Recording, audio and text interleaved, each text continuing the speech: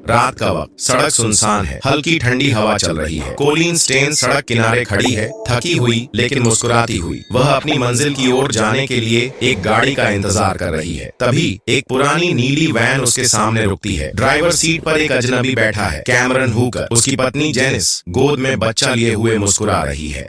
Cameron Colin से पूछता है, तुम्हें कहाँ जाना है? कोलिन थोड़ा सा संकोच करते हुए बोलती है, कैलिफोर्निया, अपने दोस्त के घर। जेनिस नरम आवाज में कहती है, हम भी उधर ही जा रहे हैं, बैठ जाओ। कोलिन मुस्कुरा देती है और गाड़ी में बैठ जाती है। गाड़ी आगे बढ़ती है। कुछ मिनट तक सब सामान्य रहता है, लेकिन फिर रास्ता बदल जाता है। कोलिन खिड़की से बाहर देखती है, पेड़ों का घना जंगल, चारों तरफ अंधेरा। कोलिन चिल्लाते हुए बोलती है, हम गलत रास्ते पर जा रहे हैं। ओह, कैमरन धीरे से मुस्कुराते हुए बोलता है, घबराओ मत, मैं एक छोटा सा शॉर्टकट रास्ता जानता हूँ। एक सेकंड में सब कुछ बदल जाता है। अचानक पीछे से एक मजबूत हाथ कोलिन के मुंह पर दब जाता है। वह चीखने की कोशिश करती है, लेकिन कोई फायदा नहीं। एक भारी लकड़ी का डिब्बा उसके सिर पर डाल दिया जाता है। अब सब कुछ अंधेरा है, एक सन्नाटा, बस कोलिन की घबराई हुई सांसों की आवाज। गाड़ी आगे बढ़ती रहती है और अंधेरे में कहीं गुम हो जाती है।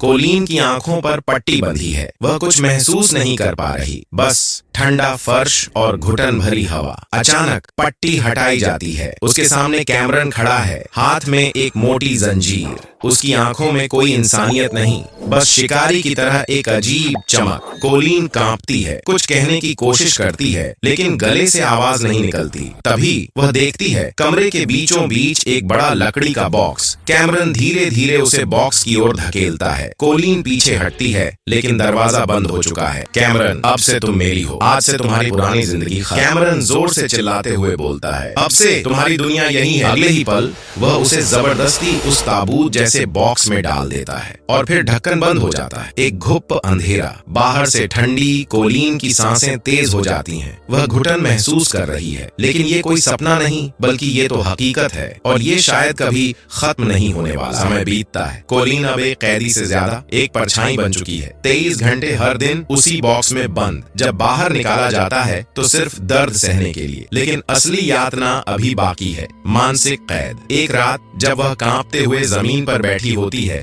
कैमरन उसके पास आता है। उसकी आवाज शांत लेकिन ठंडी और डरावनी।